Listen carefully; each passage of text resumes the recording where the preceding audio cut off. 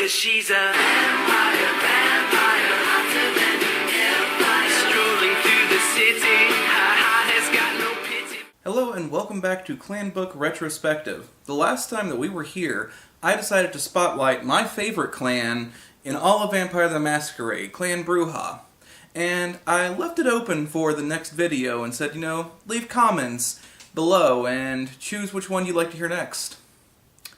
And you all made a 9-way tie between 9 different clans. I shouldn't be too mad about this. It goes to show how great Vampire is when opinions are so spread out with the 12 remaining clans. But I do think that I need a little bit of organization on this end. So, here's the deal. We're going to do this in lumps, so to speak. I'm going to start with the Vampire clans in the Sect Camarilla, and then I'm going to move on to the Sabbat, and then I'm going to finish with the Independents. So with that being said, that leaves us with 5 clans. Well, 6 clans arguably, but also arguably 5 clans. Let's say 5 clans for now.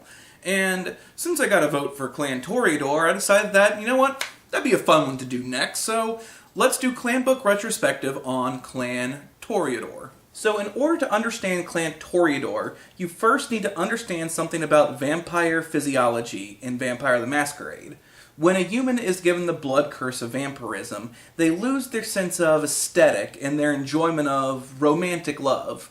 It seems to sort of go away, and you have to strive to maintain it, but it's just this constant fight of just banality kind of taking over. It isn't so much that it all sucks, things just become blasé, I think would be the term. A beautiful painting becomes color pigments on a canvas. A sculpture is just chiseled marble shaped in a certain way. Music is just compiled sound that is mixed together into an enjoyable melody. There's just kind of like no passion, there's no feeling behind it. Things just start to really lose their meaning beyond what they actually are. Though a lot of people sometimes tend to ignore this rule, either because they really want to portray certain things, they have a hard time letting go of certain aspects of culture that we hold true to humanity, or they just don't feel like adding that aspect to the game. Whichever. This tends to be the norm with most clans. The fact that whenever you become a vampire, you start to lose your sense of aesthetic and sense of enjoyment.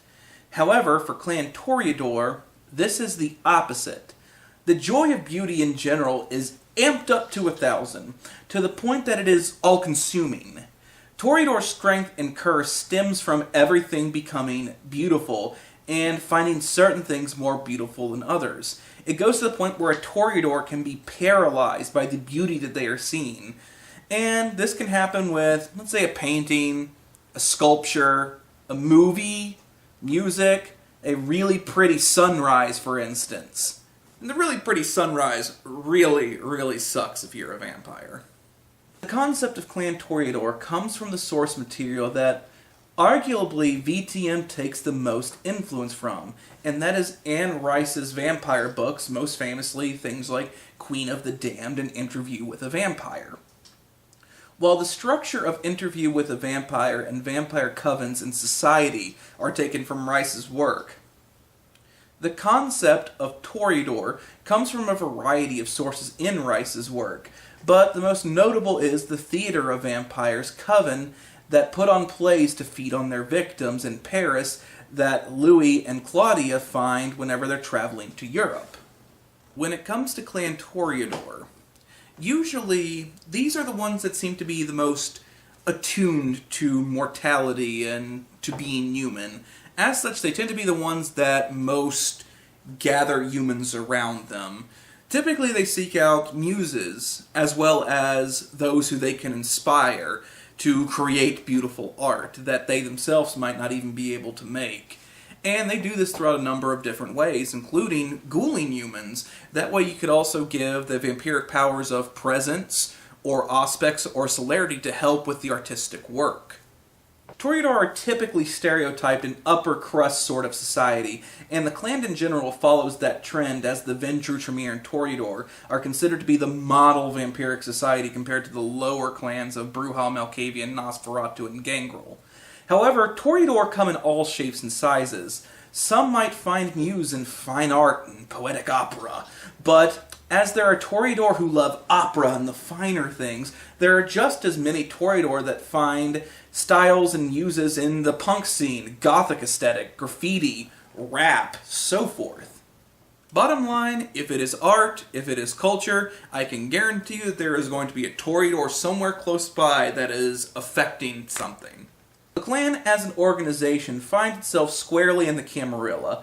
While Ventrue hold the top spot for Prince, it is Toreador that tend to take the silver medal in terms of vampires who take on that particular office. They tend to be found, however, in positions such as the Keeper of Elysium, as well as Harpies. The two positions tend to be much more social and intermingling than judicial judgment. Keeper of Elysium in vampiric society are those who throw parties and those who host vampire meetings in a sort of neutral ground. They tend to be the ones that are in charge of maintaining that neutral ground to make sure things keep going smoothly. Harpies tend to be nicknames given to vampires, more of something that is bestowed upon you, and they tend to be as vampires who are in the know about events happening around town, as well as trendsetters when it comes to culture and so forth. But just as there are countless Toreador in the Camarilla, there's just as many in the Sabbat as well as the Anarchs as well. Toreador tend to be versatile in a social setting and can blend into any group that they connect with. A Toreador in the Camarilla might be more tuned to finer things, opera, beautiful music, very expensive artwork, things like that. But the graffiti badass Toreador might be more at home with the Anarchs, just as much as a Toreador can be at home with a Sabbat, hearing the sweet symphony of people being tortured and horrifically maimed. This is also one of the reasons that I really like the Toreador from a gameplay standpoint, because out of all of the clans out there, the Toreador tend to be the most versatile and those that can really blend into any game that you actually put forth. In terms of gameplay, I often call Toreador baby's first vampire, and I don't mean that in a derogatory way, but maybe I should explain myself a little bit because of that. If you want to talk about a vampire that is perfect to introduce someone to Vampire the Masquerade, have them play a Toreador. They are close enough to humans that it won't be too confusing, and they tend to be more suited towards a social gameplay, which is not what games like D&D are much more about. D&D is much more about fighting, while Vampire is much more about society. So, for a person who's playing a game for the first time who plays a Bruja, they might find themselves in a very strange situation where they want to fight everyone when fighting is not the best course of action. A Toreador can fight, but can also play the social game, so it's a good mixing of the two worlds. That way the person who's playing for the first time gets a true understanding about what Vampire is all about. Afterwards, for new players, branch out from there, go to different ones, or if you like Toreador, just stick with it. I mean, there is a reason why whenever I have played games, there always tends to be a Toreador, or if there's a LARP, there's always a very heavy Toreador presence. Toreador is probably the most played clan out of all of Vampire, right up there with Ventrues and Bruja. When it comes to clan history, we always have to start with the progenitor in the first city. Unlike other antediluvians, whose presence is more of a feeling, or a sort of lore, or a feeling of dread, Arakel, or Ishtar, depending upon the story, is the Toreador antediluvian. And this character is said to be pretty much moving about, up and around, typically found in Greece, which makes her a fun little addition to any vampire story when it comes to walking through a town, maybe finding not necessarily the big bad, but a big, powerful vampire that could potentially be an ally or an enemy. The story of Arakel is pretty interesting, actually, because it's one of the ones that takes two divergent paths, and it's really dependent upon what kind of story that you want to tell that you choose which path Arakel took. Regardless of which way this goes, the story of Arakel traces her back to being a prolific painter and sculptor in the first city of Enoch. She was embraced, most likely by the second-generation vampire Enoch the Elder, which makes her the sibling of Malkav of Clan Malkavian and Salot of Clan Salubri. Now, here is where the story diverges, though. It is known that Arakel painted a mural of vampire society in the past, present, and future. The generally accepted myth is that Cain either cursed her after making this mural and seeing vampiric society, or cursed her after the death of the second generation vampires, making her art that she loved to be so much of an obsession that she could never break away from it. However, here in the Toreador tell it's much more romantic and uplifting than that sort of dreary tale. From the Toreador perspective, Arakel was the only vampire of the 13 antediluvians to not turn on their sires and kill them. As such, Arakel was the one that was spared from the curse. If that is to be true, then the quote-unquote weakness of the Toreador is actually a blessing to maintain their love for art and the aesthetics while others fade. It also explains why Arakel is able to stay awake for a very long period of time, while the rest of her brothers and cousins sleep soundly in torpor, waiting to be awakened. Who is right? Who is wrong? Who the hell cares? Make up whichever story you think fits best with your narrative and roll with that. Either way, they're both very fun stories and can definitely add a lot of interesting mythos to your game, depending upon which path that you take. Toreador are also unique is that they did not get their clan name from the Dark Ages or from their progenitors. Unlike Bruja, who was named Bruja, or Lasombra, who may have also been named Lasombra, they tend to be a little funky on the names. The name Toreador did not come up until around the Middle Ages and the Dark Ages, whenever it was brought about in Spain, hence the reason why Toreador is a bullfighter in Spanish culture. When it comes to the Dark Ages, Toreador found themselves in the high clans in the upper echelon of society.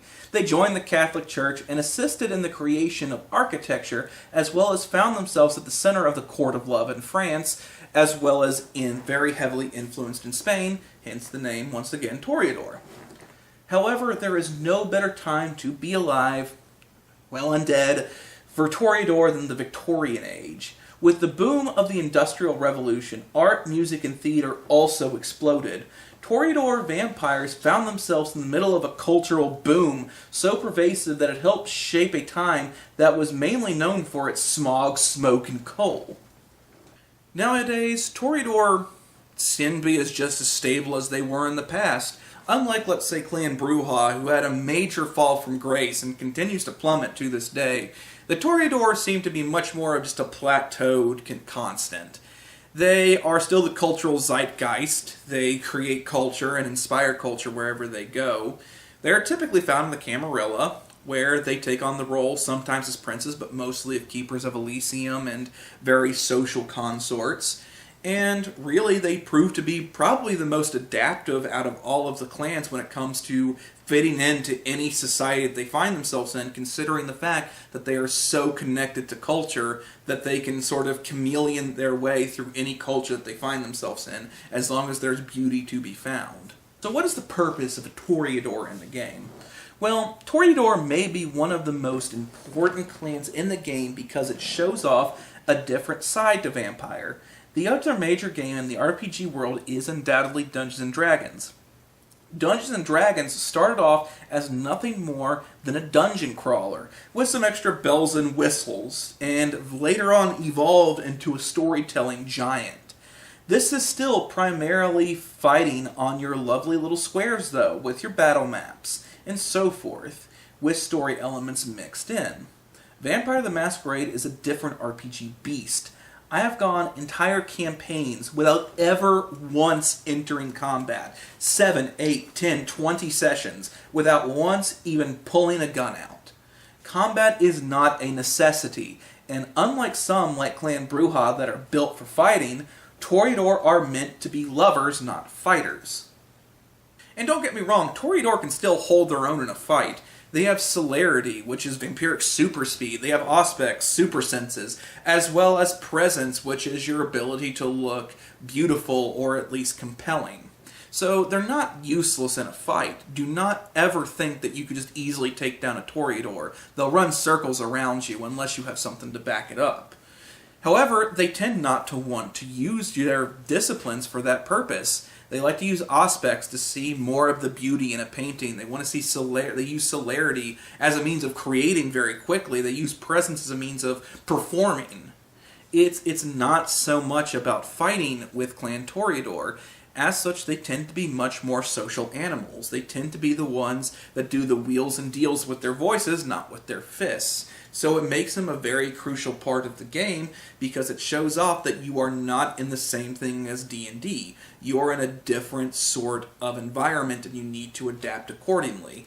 In what better way than probably the most adaptive clan out there, Clan Toreador. A Toreador does have the capacity to be a fighter, but the majority of them do not want to fight and are not exactly the greatest fighters, though. Toreador are social butterflies and work best when unleashed onto a crowd of people holding cocktails and clutches instead of guns and swords. Most Toreador are more apt to be talkers and political maneuvers, while Clan Bruja protects them more with the big bads lurking in the shadows. And pretty much that kind of sums up Clan Toreador. Their history, who they are, what they're about, and how you really can use them in a game. Thank you all so much for watching, and please like and subscribe for more. And please, in the comments below, add whichever clan you'd like to go next. And like I said before, we're sticking with the Camarilla clans right now. So I would like you to stick with 4 clans in particular: Tremere, Ventru, Malkavian, or Nosferatu. So vote for one of those 4. I'll put it up here as well. And thank you all so much. Until next time.